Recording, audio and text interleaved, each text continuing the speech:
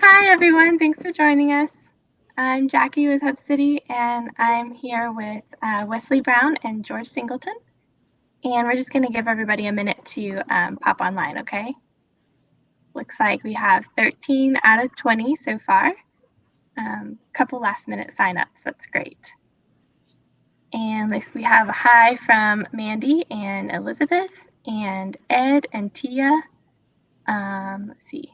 And the rest are from George and Wesley trying to get my attention earlier. All right, I'm going to give a couple more minutes. Can I show off my fancy beer can now? Is this that part of the show? So check out my beer. Not only is it all black, but so's the top. Wow, what is that beer? It's actually named after you, brother. It's called Foggy Geezer.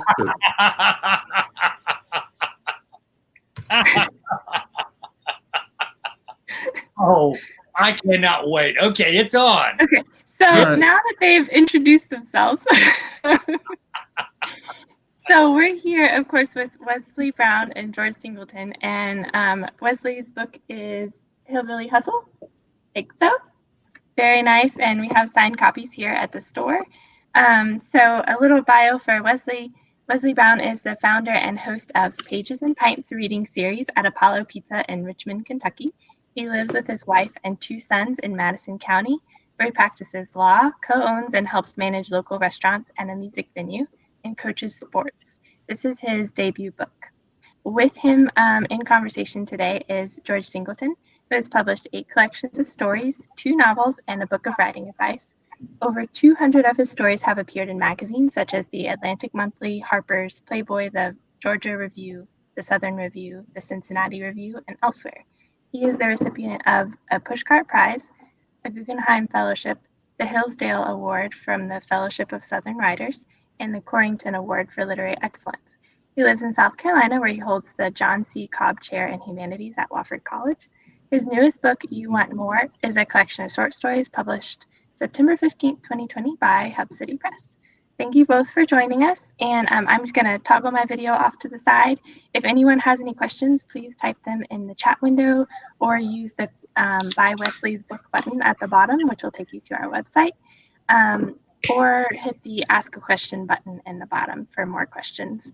And if you have any other concerns with connections or anything, you can type those there as well. Thank you so much for joining us. Thanks, Jackie. Hey, Wes. What's up? Good to see you, buddy. It's fantastic to see you. Let me ask you this. Are people social distancing in Kentucky? Some of them are. I heard that the only people social distancing are the defensive units of the University of Kentucky football team and the University of Louisville. Is that true? So far, yes. I cannot dispute. Same here at South Carolina. Hey, we're talking about your great novel, Hillbilly Hustle. And I think I wrote to you and said it reminds me of a Warren Zevon song because it's got lawyers, guns, money, shit has hit the fan, help me, Dad. I mean, there's a bunch of stuff in here. How in the world did you come up with this novel? The concept came from the fact that we own a pizza shop that's been around since 1981, and they used to sell pot there, which is mirrored in the book. We don't sell pot at our pizza shop, although, if COVID keeps up, we might have to. But from there, it's all made up. I mean, only the concept is true. The actual story is all false. Only, some of the places they go in Kentucky are real. Our pizza shop's called Apollo Pizza, and I changed that to Porthos Pizza. Porthos is the fat, goofy of the Three Musketeers, and so that's one of the changes. There aren't too many changes though on that, but it's that's it. That's how I came up with it, and then I made shit up from there. Did you, when you were a kid, or now, did you read? There's this kind of. I think Hillbilly Hustle is kind of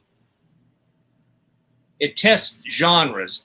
It's kind of a mystery. It's kind of detective. It's kind of Appalachian noir, but it's real literary. So you can't say it's like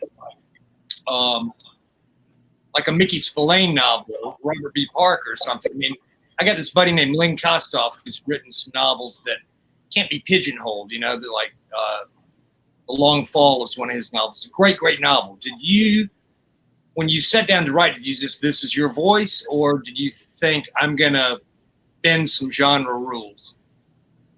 I knew I was bending genre. I knew, you know, one of the things about going with, it's with West Virginia University Press, they're a little more free about having your book not fit onto a certain shelf at the bookstore. Some of the bigger people want to know, where's it fit?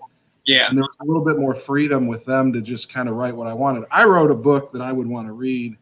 I kind of took your buddy, you know, your big buddy, Ron Rash. I love his stuff, but I also like things like Confederacy of Dunces and books like that. I took my two favorite kinds of books and I smushed them together, and I wanted to make it serious and weighty and literary, but I want there to be some comic relief and that sort of thing. Yeah. And I'm not I'm not the most serious person all the time. It's hard for me to keep a straight face when I write. Well, you know, it is funny. This is a funny novel. I mean, there are funny, funny lines in it, but it's also tension. I mean, I think I wrote this, you know, I wrote a blurb for this novel. I mean, it's like edge of your seat, page turner, but also funny. And I don't know how you pull that off. I appreciate it. You know, there were some rewrites, and every rewrite I did, my thing was amp up tension. Every rewrite I undertook, I was like, I need to put more scenes in here that propel the person forward and make them more on the, you know, the edge of their seat. I don't think the original draft had as much tension, quite frankly. And then as I rewrote, I sort of added that back. The funny stuff I can kind of off the cuff, write it off the top of my head. It's that part that is a little more challenging for me.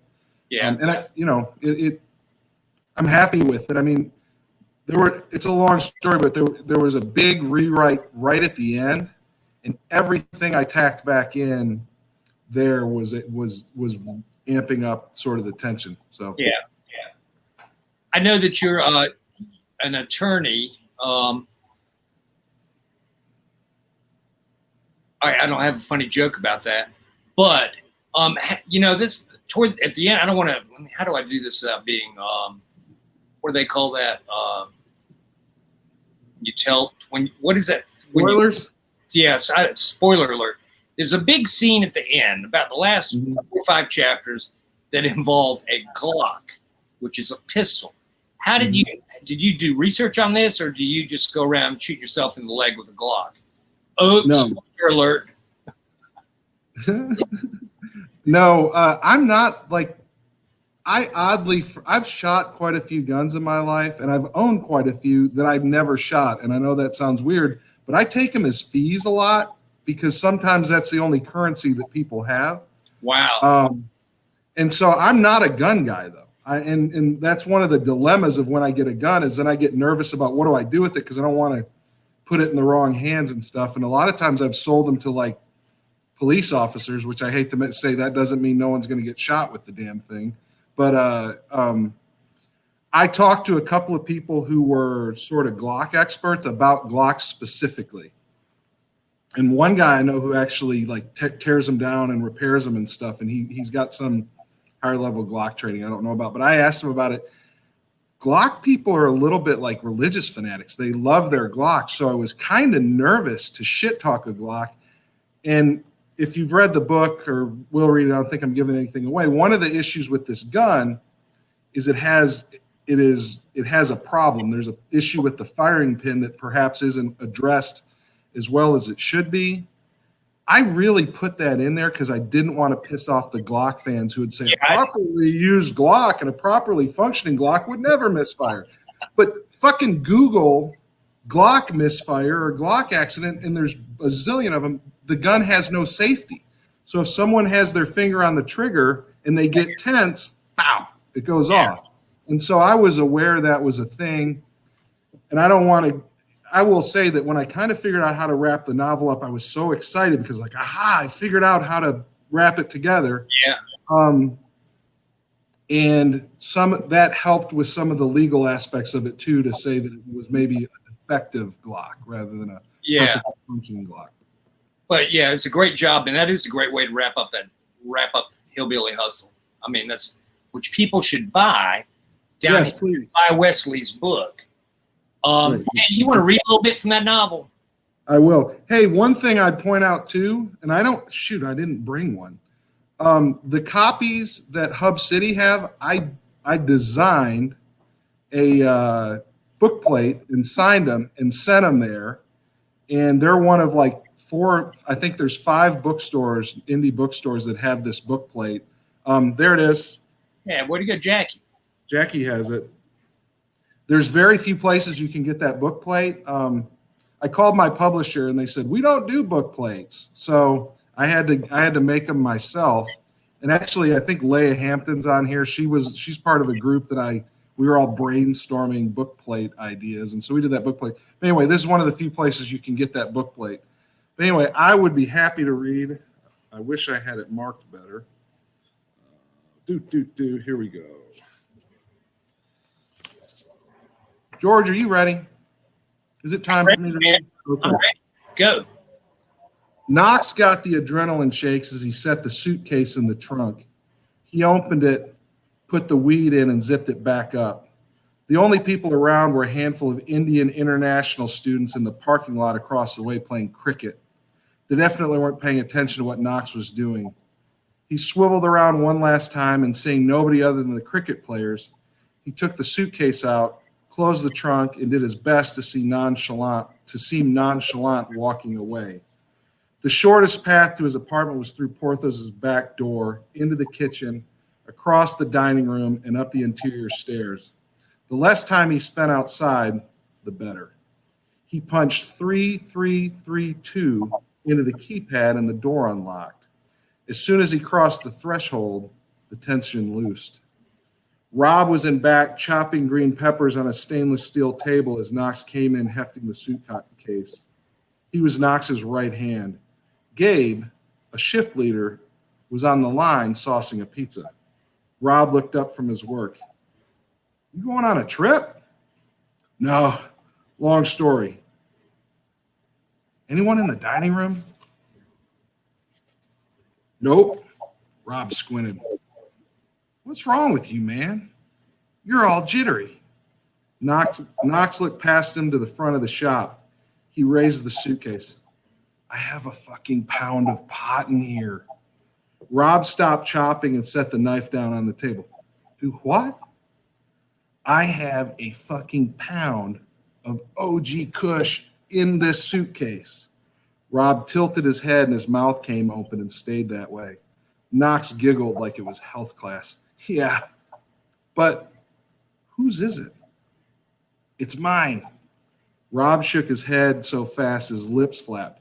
A pound of pot. How'd you get a fucking pound of pot? I had to buy it. What the hell are you talking about? I had to buy it. I'll explain later, but right now, I just want to get up to my apartment and fucking hide it until I can figure out what to do with it. You bought a pound of pot and you don't know what to do with it? Why didn't you just buy a pound of enriched uranium? Gabe laid the pizza he'd been making on the oven conveyor and came toward the back of the shop. What are y'all whispering about? Why do you have a suitcase? Oh, Knox looked at it like he forgot he was holding it. It was in my trunk. It's full of weed, Rob smirked. Knox bought a pound of weed. Knox cut his eyes Rob's way. Gabe pointed at Rob. Is he for real? Knox huffed before he spoke. Yeah, but you don't understand. I didn't want this. He shook the case. Rob come hithered with both his hands. Bring it my way then. I'll take it. I mean, if you don't want it. Knox started for the swinging door between the kitchen and the dining room. I'm not giving it away. I just have to figure out what to do with it. Hey, man, Rob said at his back. Why don't you sell me some then? Knox only said, I'll think about it. Behind him, Gabe said, what the hell's going on? But Knox didn't break stride. He had gotten the package from his car to the building. The first step was out of the way. The next was telling Darla. Wow. Great. Good job. Thanks, man. Hey, I forgot to ask you this. I'm getting a little bit of feedback. I'm sorry, and I forgot to turn this fan off. Wait. I got this might help if I plug in. No, it's me. It's my voice. Hey, Right. the first two chapters of Hillbilly Hustle start off at a poker game, and when I read it, and I know poker, so when I read it, I said, okay, Texas Hold'em. But you did it in a way. I look back, you and I were supposed to do this on April 1st. You remember that? Oh yeah. Pandemic time. We were supposed to do it at the bookstore where Jackie's sitting right now. So I had to reread because my memory is about, 2 days long. And then I thought about how if I did not know poker, I could still follow these first two chapters. How did you think about that when you were writing it, or how did you pull that off? I thought about that about as much as I thought about anything else in the book, honestly. And there's a real specific thing that I used as guidance because it changed a lot because I wasn't sure how to do it, and I would beef it up and then I would tear it down. But Walter Tevis wrote The Hustler, The Color of Money, and some other great books. And believe it or not, he's actually buried in the Richmond Cemetery in Richmond, Kentucky, up the hill from Pizza. Yes, he is. Wow. He is. He's not. I don't know if he was born there, but his family connections are all there, and he's a Richmond, Kentucky guy. But he lived elsewhere a lot of his life. But they brought him home to bury him. So anyway, he wrote a book called The Queen's Gambit, and it is about a chess prodigy from Mount Sterling, Kentucky, named Beth Harmon. And there's actually a Beth Harmon reference in Hillbilly Hustle when they talk about chess masters, and she's the fictional one that they mentioned. It's not real big, but it's there. He wrote about chess, and I play chess poorly, but I understood what was going on in all the chess matches in that book the way he wrote them. And quite frankly, he didn't dumb it down. He counted on the fact that you would pick up the tension and the stakes based on what he was saying without slowing down to explain everything.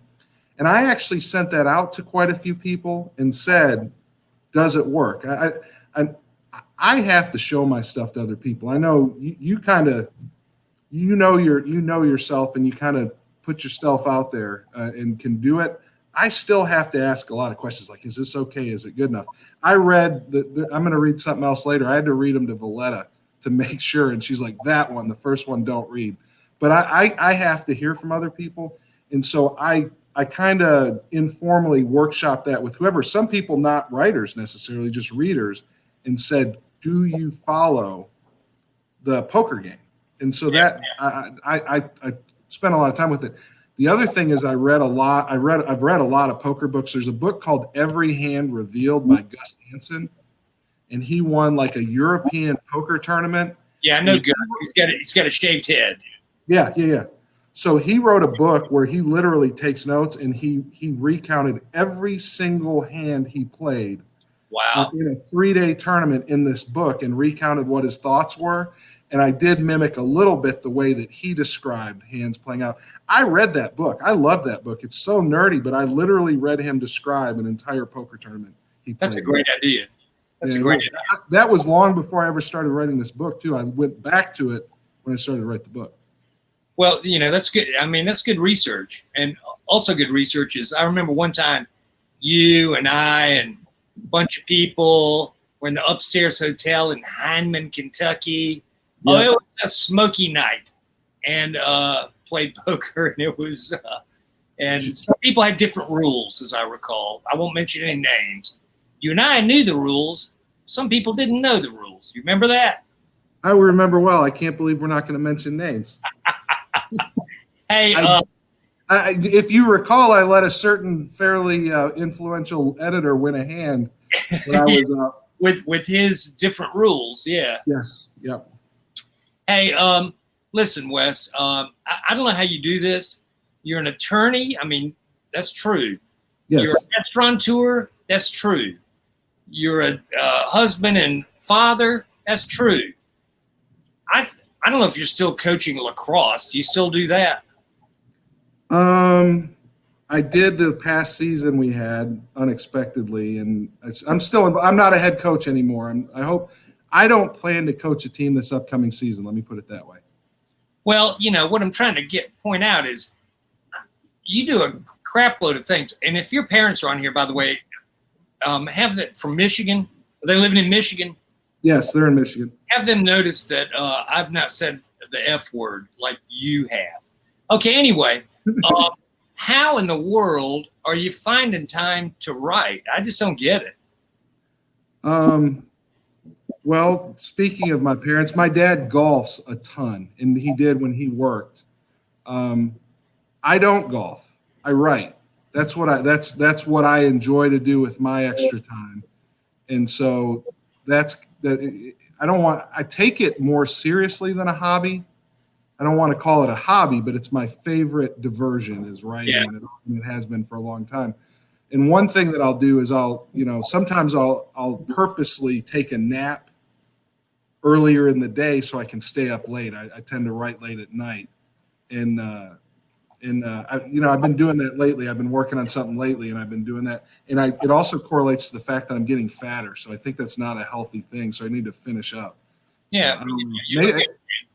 Pardon? You look good. You don't look. That's why we're not doing a full length here. That's why. Well, people can't tell that you're about 6'5" or something like that. How tall are you? You're really tall. I'm 6'2". Yeah. But anyway, that you have, as anyone who writes knows, you have to make time for it. You have to make it a priority, and I do. I really like doing it, so I write. That's it. I was joking earlier, but I started the day on a 3-hour video suppression hearing today, and I said, "What's a suppression hearing?" I didn't understand what that meant.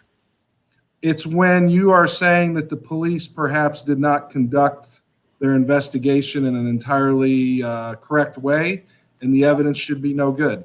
It was taken under advisement. I don't know if we won or we lost, but damn, it was long. This is in the state of Kentucky. I'm real surprised about that, because Kentucky's been really not in the news at all about police. Oh, they don't have to do anything intentionally or malicious. Oh shit, I just caught your joke. Yeah. Yeah, that's Louisville. I don't know. I don't want to talk too much about that. No, I don't either. It's not good. It's not good. I know you want to read. There's I don't want to say he's a minor character. He's a major minor character in Hillbilly Hustle named Burl Spoon. It's a great name, by the way. And I know that you're working on a new novel called Spoon, right? I am. Yep, that's it. And you want to read a little bit from Spoon? Yeah, this book came out in March, and I've been reading from it, and I'm like, I want to break out Spoon. I want to do something new. Yeah. So Burl Spoon is the antagonist in this, but the book does not rely on Hillbilly Hustle. I'm writing it standalone so that if you pick this up, you can just read about Burl Spoon. The one preface I need to do, let me wet my whistle. Hey, let me interrupt you just a little second. Burl Spoon, I mean, this is like chapters. He shows up in chapter 1 at a poker table, and he's I don't think he's a bad bluffer. He's a good bluffer, but Knox, the protagonist, is a good eye on checking out bluffs, right? Then you got this guy who's just known as Greek, who in my mind looks like, you remember this old, when I was reading him, I was thinking of this old boxer named Butterbean. You remember? Mm-hmm. Did you know? I remember Butterbean. He was about 300 pounds and a shaved head, and he was really pasty white, as Greek is, and Butterbean had a knockout punch. I mean, I wonder what happened to that guy. I'm assuming congestive heart failure, but who knows? It's funny. There's no real people in the book, and I didn't base him on. It's not this guy, but there's a local mixed martial artist who also robs places in the area, and I base Greek's description somewhat on that guy's mugshot. Yeah. So, have you ever defended him? Pardon? Have you ever defended him? No, I wish I had, man. He seems like a trip. But anyway, the one thing I need to preface here, because it won't make any sense, is Burl is this involves Burl's granddaughter, Chelsea, who's 6 years old. And leading up to this, they have a conversation in which he refers to people by a particular name that she shouldn't say, and she's said it out loud to other people. And they've had a negotiation in which he said, okay, you can only use this name when it's you and me. Don't say it in front of other people. I got you. All right. Burl owned a lot of guns, but mostly he carried the same 338s, one in his waistband and a second on his ankle. The gun at his ankle never changed, but he carried a snake gun at his waist whenever he was in the woods or out on his farm. Pearl handled so he could tell the difference and loaded with shot shells. That's what he had tucked to him as he and Chelsea rode through the hills of his farm out to his goat pasture in a 4-seat razor. Seeing the goats was Chelsea's favorite part of their routine. She always ran amongst the new kids, giggling her curly head off. One of Burl's men had let him know that an expectant mother was showing signs of kidding, but wasn't too keen on being penned. Burl had told him he'd be home to take care of it. Chelsea was excited to see the new baby born. Burl knew before he got out to get the gate unlatched that this would be no giggling trip.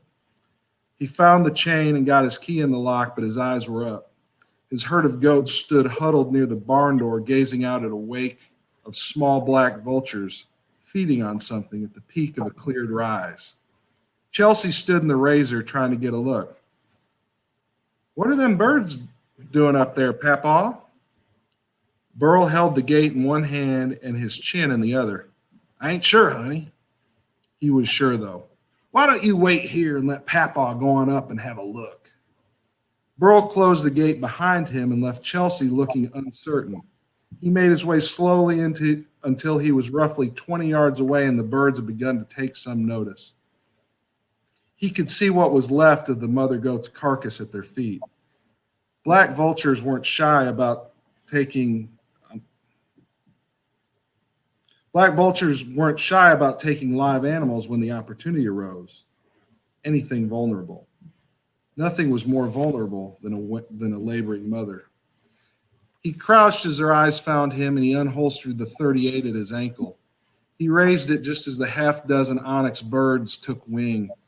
He unloaded when they rose as one, but a piece of the whole broke off. A single vulture contorted and plunged back to the ground in a grotesque heap and commenced a disordered hopping, one wing flapping uselessly. Burl rose and replaced the weapon as he strode up the hill, exchanging it for the pearl-handled snake gun. The vulture flapped and spun about a car length from the nearly stripped goat's carcass. Burl drew near and spit at the bird. Sack of shit. He plastered the vulture's head with number 6 shot, making it no more than formless spray. All flapping ceased. He'd committed a federal offense. Black vultures were protected by the Migratory Bird Act and could only be killed with a permit, something Burl would never have bothered to get. When Burl got back to the razor, Chelsea was still standing, peering up the hill. Was that a bad bird, Papaw? You killed it. Your Papaw wouldn't kill a good bird, would he? Burl locked the gate back. He climbed into the driver's seat. Them dogs is probably ready for a run. Let's say we go see Waylon and Johnny. We ain't going to see the goats? Your Papaws get one of the boys up here and take care of that bird first. Maybe we can come out and see them goats later. What was them birds doing? They was taking what wasn't theirs to take. Burl cranked the engine and turned away. I reckon we'll have to hang that old boy Papaw done in to make sure his friends know what happens when you take what ain't yours. Was that old bird a goddamn half-wit, Papaw? Burl frowned. Less of a half-wit and more just a thieving bastard. A lot of them. That's it. Good job, man. Okay, I got a few things to say about that. Yes. I know you're making fun of me. What? No. Oh, it's the Papaw thing with Guy? Yeah. to be truthful, Papa Meemaw. Who writes that shit? when I met Wes, I was teaching a class at Heinemann, and he and a guy named Robert Gipe, and I think Gipe had a story where he had Meemaw in there, and I went, look, y'all, you ain't gonna get in the New Yorker with a Meemaw and a Papaw and a Peepaw and all these kind of weird names. And the very next week, there was a short story, I think by Tony Early, I think, that had a Meemaw in there, and all of y'all immediately found my email, which I try to hide, and said, idiot, well, why do we pay money to listen to you? 2, black vultures. If you see where I'm pointing right now, that way, there's a cell tower, and a wake of vultures live there. And in the spring, there are about 30 of them. Right now, there are about, I don't know, maybe a dozen or something like that. I also have these neighbors who don't seem to live kind of across the street, and they don't have garbage cans, so they just put their garbage out in big bags, and they collect a lot of garbage, like my height, and I'm like 4'3" or something like that. So it's my height of garbage, and these vultures come over there and roost on their roof, and then go down and pick through the garbage. So garbage it's a really lovely sight. I really like it. So you had me with black vultures. Visit Spartanburg, folks. It's a beautiful place. Yeah. It's great. It's wonderful. I thought of that when I pulled the Papaw thing, but what the hell else would a little girl in Jackson County, Kentucky call her grandfather? I don't know. Yeah. The hardest thing I'm struggling with right there too. They call him Mitch. Mitch? Oh shit. I hate trying to read as a little girl too. That's something I'm struggling with. I may have to get rid of that character for that reason, because I'm not enjoying that. I may have to rethink the whole thing. You did a great job, man. Yeah. How far along are you in this novel? I'm about done. It's a thin first draft, though. You know what I mean? Yeah. I'll write it. I'll underwrite it and then fill it back in when I go through the first draft. Though I'm about done. Does Spoon is he still connected with the local cops? Oh yeah. He's kind of got them under his thumb.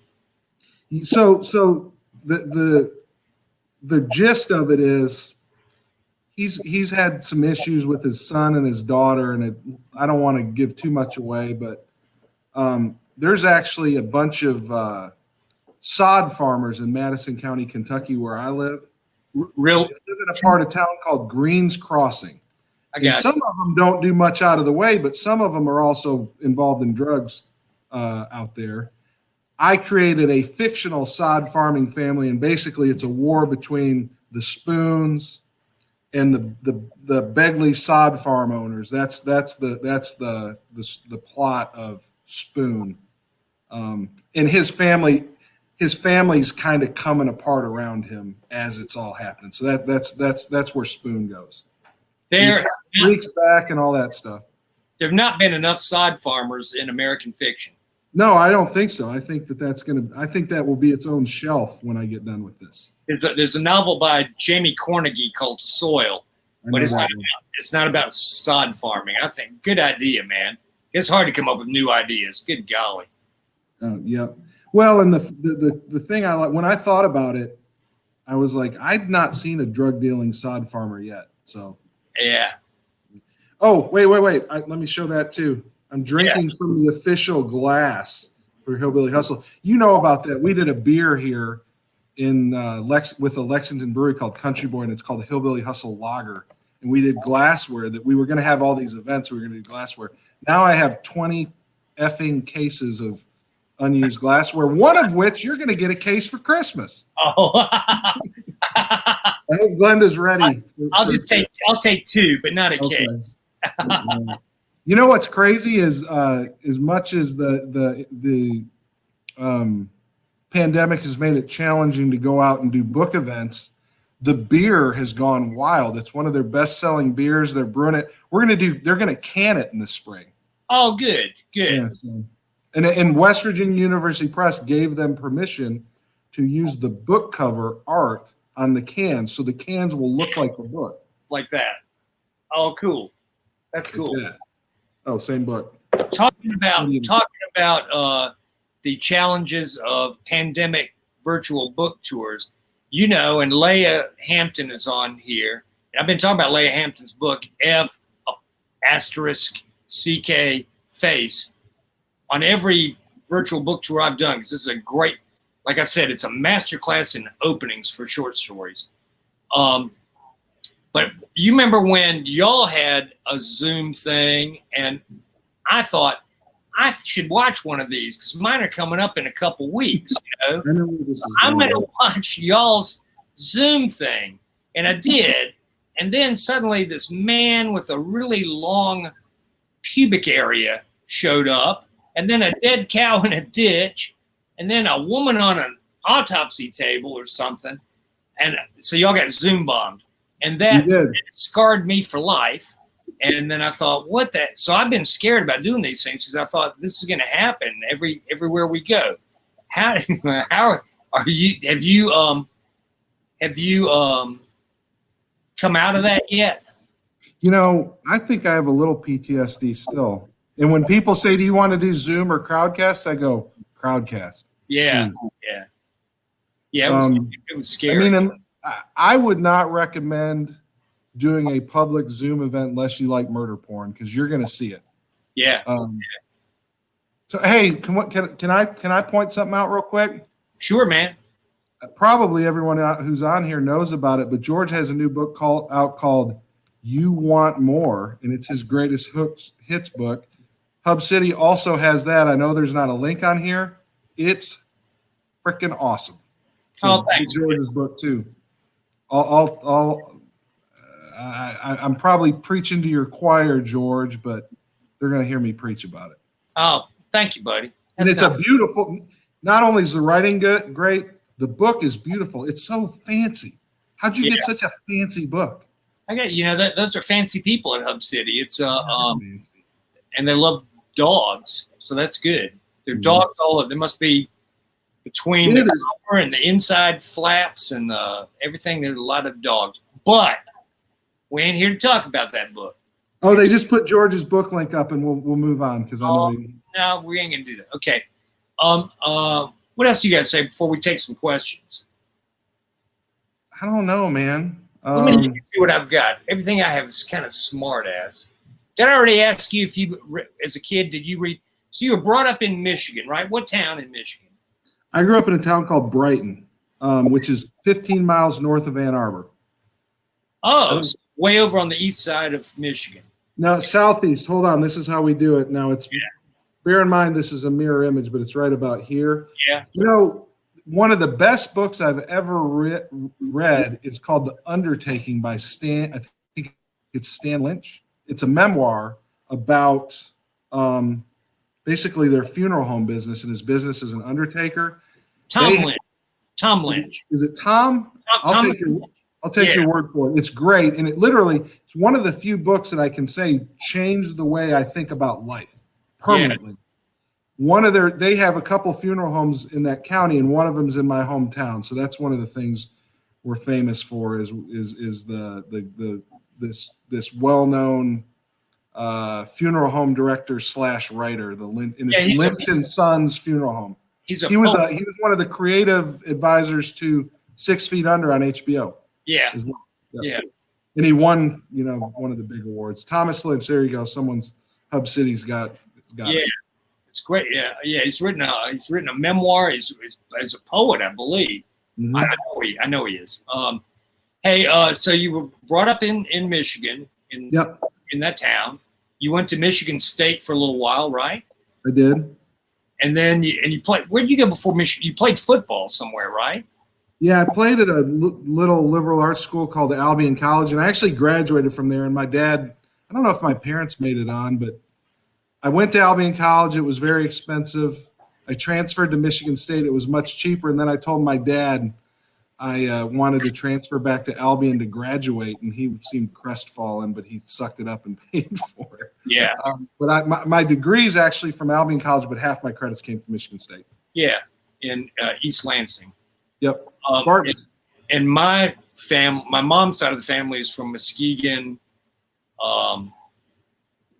Norton Shores, that kind of area. You know, they're famous for their seashell sculptures with eyes glued on them. That really well known for. Yeah. I have a lot of relatives who've drive down to Myrtle Beach and go, look, a seashell, and then it's like somebody's driveway or whatever, and they pick up oyster shells and put googly eyes on it. You know.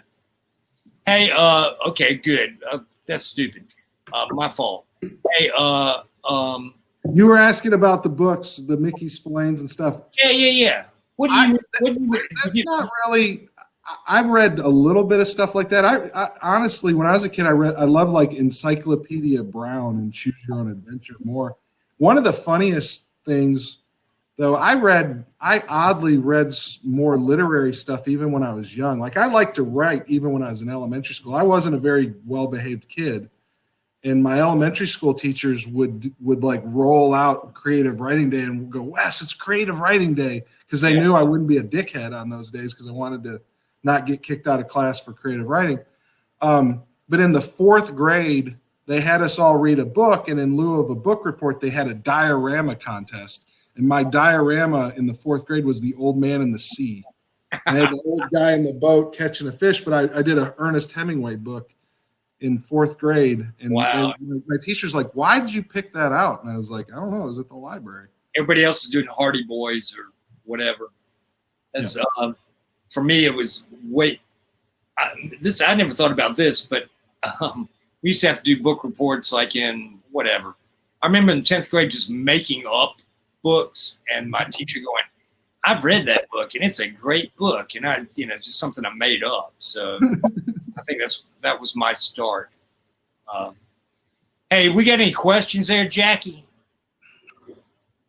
Yeah, we have a few. You want to give them to us? Sure. The first. There you go. Is the cat still there? She's sleeping by my feet now, but she was on the desk watching you guys and like batting at your noses and stuff. It was really cute. She took a breather. So the first question was from Chris. He says, I have a question about the excellent first chapter. I thought this section was masterfully navigated via the trope of poker. We learn about characters by how they play, and yet I know little about poker. It worked, but did you worry that specialized language would alienate readers? And I know you mentioned a little bit about that, but I did worry about it, and I still worry about it even now. I know it's so goofy, but I do Goodreads. And I look at that occasionally, and you're not supposed to look at people's stuff. But someone gave me a good review. I was like, hot damn, a good review. I'll read that. This is 5-star. And the lady bitched about the poker scenes at the beginning, but said the rest of the book was good. And I was like, what are you going to do? But I did. I worried that I would lose people. And I tried to make it as accessible as possible, but I did worry about it. Chris McGinley, his writer in Lexington, Kentucky, by the way, his collection, is it Coal Black? I hope I'm saying it right, but he has a really great short story collection called Coal Black that people should check out too. He teaches at the Sayre School in Lexington. So I assume that's who it was. Chris McGinley, is that who asked it? Yeah. So anyway, we got it. You're going to come on this thing. Your book's going to get plugged, by God. Yeah. I appreciate it. It should. We're all in this together. Damn right. That's right.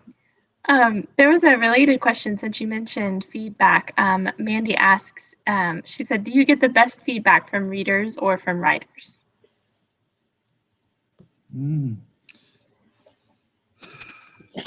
Honestly, this is Mandy's book, by the way.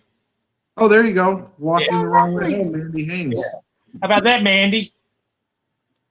I love all the authors on here. I like it too. The fact of the matter is, I don't want to discount how important it is for readers to love your book, and I want readers to love my book, obviously, because there's a hell of a lot more readers than there are writers out there. But some of the most gratifying things for me, I was fairly old. I was 45 when this came out, and I was at it 20 years before. I wrote 4 books from the time I was 22 until I was 45, and I published at 45. So and I went to a lot of workshops and had a lot of friends who were writers. When I sent this out to writers who maybe were going to blurb it, and they went out of their way to contact me back to say, I'd give you a good blurb anyway, but I really appreciated the book and I liked how you did this, that, and the other. I told my wife, who's sitting about 5 feet away, I don't give a shit if it comes out. I've gotten the main thing that I want, which is writers who I respect think I wrote a pretty good book. And that meant probably is more to me than anything else. Don't get me wrong. I want to sell it real bad. I want people to buy it. But from a personal standpoint, the validation of just finally, after that long, finally getting a book out and people saying it wasn't bad. And the critical reviews, the professional reviews have all been positive. I haven't gotten shit on by anyone. I've gotten real nice reviews there too. So I'm kind of, I don't want to die tomorrow, but if I do, I'll be like, well, I had a book come out that got positive reception. So that made me happy. Yeah, George good. being one of those writers who made me very, very happy when he responded to it and said, I'm going to tell a George story. I met George at the Appalachian Writers Workshop. Everybody should go to that thing. It's awesome. And he was my instructor and he didn't know who I was. And we were talking and we were having a pretty good time. And then finally he said, some context hit and he said, "Are you the lawyer?" And I said, "Yeah, I'm the lawyer." And he liked my story that I had sent and he knew who I was. And he actually Googled to find out that I was a lawyer. And he doesn't know that, but that was a very big moment for me that he liked my story enough to Google me to go, who's this fucking guy who wrote this story? And he knew my biography a little bit because he liked my story. Elizabeth Glass said I remember that. But George, you may not remember it that well because we were both pretty hammered, but I remember it. I remember it well.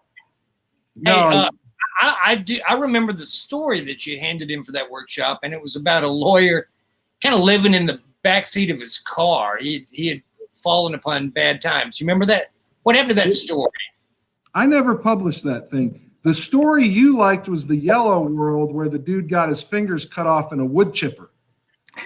And then you said, give me another story. And I had one called The Last Days of Lincoln. And it was about a lawyer who was trying to keep his Lincoln Navigator from being repoed and he was sleeping in it. That's the one you're thinking of. I never published that same thing. Well, I think you could slip that into a novel. I really do. I may try it. Maybe I can make it a COVID novel. Is that going to be a thing? Are there going to be COVID novels? Jackie, what do you think? Are there going to be COVID novels? I think there already are some. I can't imagine being an editor in New York with everything coming over the transom. After I put my mask on, I walked into town. I mean, good golly, and it's hard. It's for me too. I'm writing stories and going, type, and then go, oh, none of these people have masks on. Well, okay, so I'm having to set everything. 2015. Sorry, George. No, that's all right. I'm done. I've been thinking about writing shit set in the 80s because then you don't have to worry about any of that stuff. George is not all his best stuff, but he goes back very often on his stories. What is it? The Lads and Dads. I learned that from George. The Lads and Dads stories. You go back and say, when I was 8 years old, back in 1970 or whatever, and you just kind of go. So you can just deal with that. You don't have to do politics. You don't have to do masks. You just no masks, no cell phone. Yeah. There is a question about COVID. Sure. Since we're talking about it, sorry to interrupt. Jean Marie asks, I'm just realizing that the very last public event I attended before COVID was your reading at Apollo's. How has it been trying to promote a new novel during COVID? You want the nice answer or the true answer? Whatever you'd like. I have to interrupt too, because Wes, you had a weird out of the gate start. The novel is supposed to come out in March. They put it out suddenly in January, right? So isn't that right? That's true. You hear me? And then, since it came out in January, so all the big, Publishers Weekly, Kirkus, whatever, they're going, well, that book's been out a while. we can't really do we don't want to do a review of something that's been out for 3 months. Then COVID hit, so it's been a stumble out of the gate. I got Publishers Weekly in Kirkus, and then they put the book out 2.5 months early, and then it ended. Yeah. There were no more reviews. It was over. I got some smaller reviews, but any hopes I had kind of for anything other than that sort of dried up. You know, the weird one I got, though, it wasn't really a review, but came out of nowhere, is randomly, and it shocks me, some guy who works for Merriam-Webster, who's their online content guy. Merriam-Webster did quarantine reads, and a guy up in Massachusetts said this was one of his favorite books he read during quarantine. I was like, well, I got something out of quarantine. I made a quarantine list. It was through the dictionary, but it was it's a long story, but for some reason it showed as sold out on Amazon, and my publisher, in trying to fix that, moved my publication date up to January 15th. And I called a couple of friends of mine who are authors, and I said, is this bad? And they said, yes, it's bad, because you now have an old book. And I was like, so I made the best of it in spite of that. I think I'm told for COVID sales, the sales have been good for my publisher. It's not the biggest publisher in the world, but I'm told the sales are quite good by what their normal sales are. You always want to sell more. And the fact that I hung around so long and I went to so many literary festivals and events and stuff, George got disconnected. One of his dogs chewed through the cable, probably.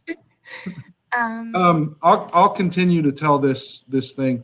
I had booked a lot of the events that I had attended just as a reader, and so those all kind of got canceled. That was a little bit of a bummer, but people are dying out there, so I can't really complain too much about the fact that my book tour was interrupted.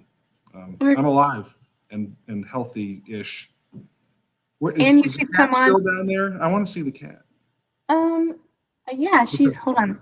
Let me grab her. I have a question. Did you ever meet the former owner of Apollo's? So the previous owner right before us was a guy named Charles Martin. Charles was a good friend of mine, actually, and he passed away, which was tragic and sucked. And we honestly never thought that we would run Apollo, but we bought the building to fix up the apartments, and we were going to rent the pizza shop to other people who were going to run it, and it didn't work out. And I don't want to say out of desperation, but out of necessity, we opened it as Apollo.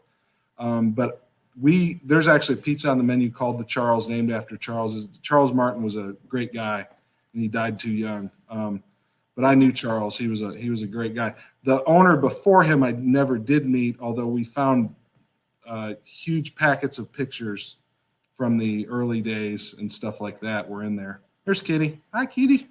Yeah, sorry, I was listening, but she has kind of moods about how social she's gonna be. So it's all good. Zora. Hi, Zora. I don't know if we're gonna get George back. Let me see if he's reconnecting. No, it says he disconnected. Let me see if I can find him again. No, oops, I invited the wrong person. Sorry, Glenda. You can just bring Glenda on. Is Glenda available? We can just talk to Glenda through the rest. She can there's George. Okay. I found George. Okay. I'm glad you got to meet the person, though. Did you have any intentions to run it? There he is. I'm back, baby. Don't know what happened. Sorry, I was just sitting here. I didn't touch anything. I took you off and then invited you back on because your video disappeared. Okay, good. Can you hear me? Yeah, we can hear you. You missed Zora's Okay, entrance. good. But... We got Zora on the screen. We filled time. Yeah, kind of. Okay, sorry. I'm sorry. I think my neighbor's black vultures came over and did something. I took a picture of her like sitting on your book. I don't know if you can see that, but she's like sitting on Hillbilly Hustle. Right Oh, send that to me. I want that. Oh, nice. Oh, I couldn't do it in camera, but cats do what they want. I think we're What's up? now. Wes is gone. No, he's still here. Okay. Well, I just What are your dogs photograph. doing, George? Are they fucking with your cables? No, they're downstairs. They're downstairs. I can see Jackie. I can see me. But now I just see a photograph of you, like this glamour shot. Oh yeah. He has some good ones on his website. Thank you. You know what's funny is the one that was in the last thing that went out was my head when it was on Facebook. It was me from here up. It was funny though. I truly enjoyed it. Every time I saw it, it made me laugh. If that was me, I'm sorry. Oh, don't worry. I want it again. If I ever get to do this again, do it again. I prefer such things. Just right here. Yeah. George? Did you have any other questions for Wesley, George? No, I'm good, man. I'm a little bit worried about technology. I don't see him anymore. I just see you and me. Can you hear me? Oh, there he is. Yeah, and I see you now. Okay, cool. We're back. And there's some guy naked. There's some naked guy. No, I'm just making There that is up. not. Poor Leah. You're making me button up, man. She did suggest. Are we done? Yeah, we're about finished. Leah said, Wes, you could do a short story collection because you guys were talking about your short stories earlier and how you hadn't published that one. She's sandbagging because she and I have kind of kicked this around. That I think I'm a little short though. I don't think I have quite enough polished ones, but she's right. I probably need to beef that up and see if that's something I could do. So I appreciate you really should, because money is in the short stories. It is. Yeah. You know what? I'll show you my royalty check on this book. Well, we hope some people buy it today. Of course, like the little buy button. Buy. Wait. There you go. Yeah, there you go. You're right on it. Perfect. Because you're in the middle of the screen. Jean Marie says, "Thanks, guys. It was fun, but not as fun as the Heinemann poker game." She was at that game. She sure was. Jim Minnick was there as well. He didn't do anything wrong. I'll send out an email after that just has like the link to buy the book again if anybody missed it, just so that they know we have signed copies. But you guys were amazing. Thank you so much for the great questions, George, and great readings, Wesley. That was wonderful. Jackie, thank you for having me. Of course. We're glad we could still do it and hope we can do it for your next book. Awesome. I hope there. Yeah, man. I do too. All right. I look forward to the day I can. Hey, real quick before we go, George talked, whoever was working that day, we were passing through Spartanburg the last time we were there, and they let us bring our dog into the store as long as I carried him. I don't know how many people have brought their dog into Hub City, but he is not he's not a service dog. He's this big. Anyway, I carried him through Hub City on George's road. He wouldn't. You can bring dogs into Hub City. We keep treats behind the counter for them. Okay, good. Well, we'll be back. I'd love to. Anytime. I'm looking forward to being back. Thank y'all. George, thanks for doing it. Yeah, man. Thank you, Wes. Good seeing you. You Hey to too. Valletta and the kid. She can hear you. Tell the kids Uncle George says, hey. I will. Barrett just left. This was super fun. Thanks, guys. Till See next ya. time. Bye. Bye.